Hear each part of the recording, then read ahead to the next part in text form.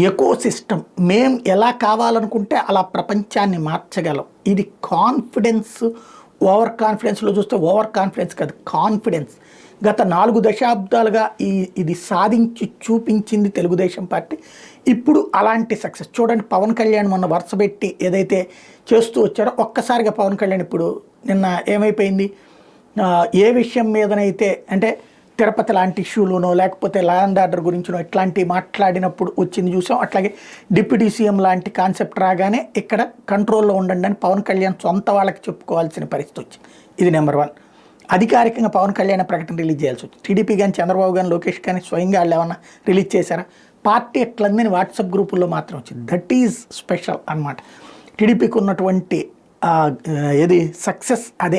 ఎవరిని ఎక్కడ పెట్టాలో ఎలా పెట్టాలో బాగా తెలిసింది. అదే సందర్భంలో రెండోది వచ్చేటప్పటికి ఏది తిరుపతి లాంటి దాంట్లో పవన్